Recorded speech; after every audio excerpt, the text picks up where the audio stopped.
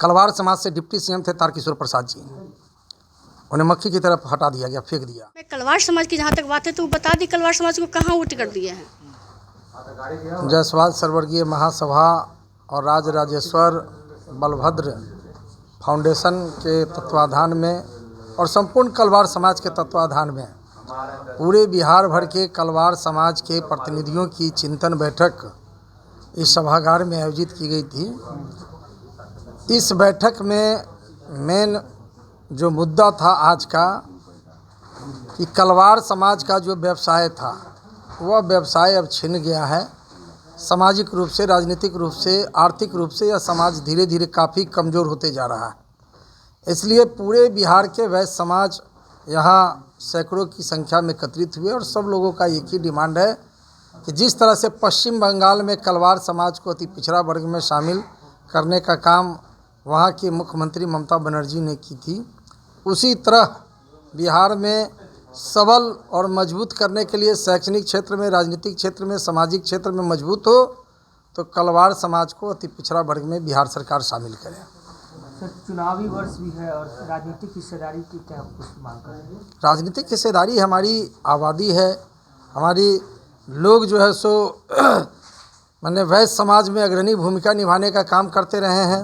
वैश्य आंदोलन का मामला हो या कलवार समाज का मामला हो, सभी जगह पर अग्रणी भूमिका निभाने का काम किए हैं।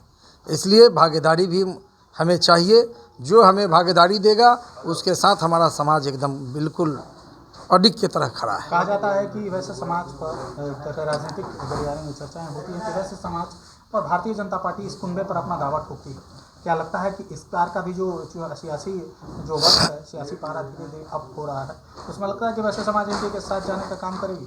कलवार समाज से बिहार में जब भारतीय जनता पार्टी और जदयू की सरकार है, कलवार समाज से डिप्टी सीएम थे तारकिशोर प्रसाद जी, उन्हें मक्खी की तरफ हटा दिया गया। अभी दूसरे मंत्री थे दिलीप जायसवाल जी, उन्हें भी हटा दिया गया। तो कलवार समाज को भारतीय जनता पार्टी में कौन सा जगह मिला है? किसके बल पर कलवार समाज वोट करेगा? इसलिए सब जगह अपमानित हो रहा है। आज हमारे पार्लियामेंट में देखिए, प्रोटेम स्पीकर की पद पर थी रमा देवी, 4 बार की सांसद, और यह कहकर कि अधिक उम्र हो गया और उसको टिकट से वंचित कर देना। तो भारतीय जनता पार्टी का एक बहुत बड़ा छलावा है और इस छलावा में हमारा समाज नहीं पड़ेगा।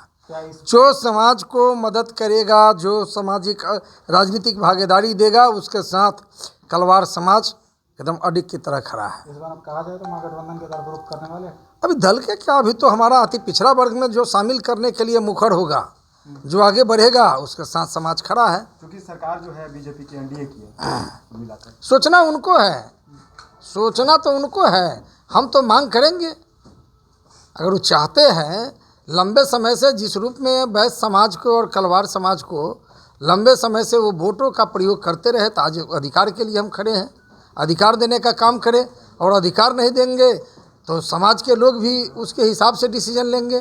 अब समाज को कोई बरगना नहीं सकता है, कोई भी व्यक्ति, कोई भी राजनीतिक दल। पूरे अगर मुद्दे को देखा जाए तो बीजेपी समाज को, वैश्य समाज को ढो रही थी या वैश्य समाज बीजेपी को ढोते आ रही थी? क्या भारतीय जनता पार्टी वैश्य समाज को गुमराह करके चल रहा था, और आज भी वैश्य समाज का 80% वोट भारतीय जनता पार्टी लेती है, लेकिन देने के लिए कुछ भी नहीं है।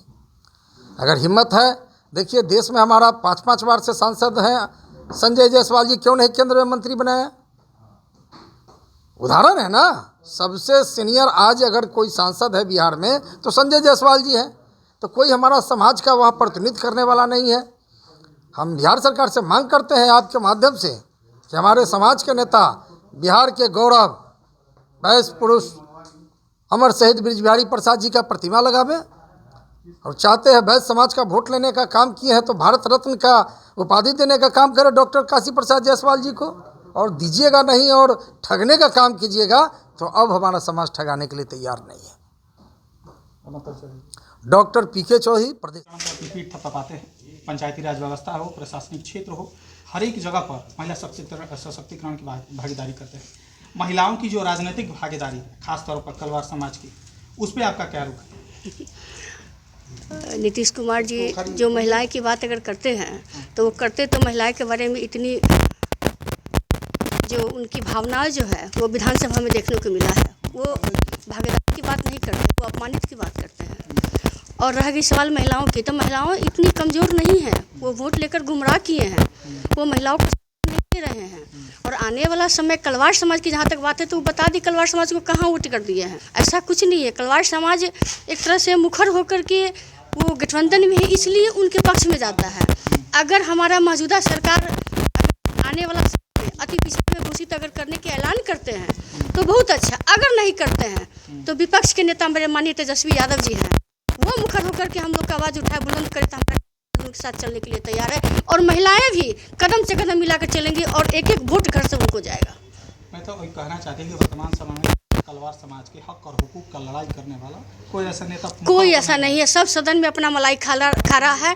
आज तक अभी तक कोई कलवार आवाज़ नहीं उठाया है। क्यों? कलवार समाज के ही नेता को हम कह रहे हैं आपके ये चैनल के माध्यम से कि अभी तक विधानसभा में या लोकसभा में कोई नेता, चाहे वो विधायक हो, चाहे वो मंत्री हो, सांसद हो, कोई नहीं हिम्मत नहीं किया, क्योंकि वो दबाव में है। वो दबाव में है कि जैसे उठाएंगे हमको हटा देगा, हमको टिकट से वंचित करेगा।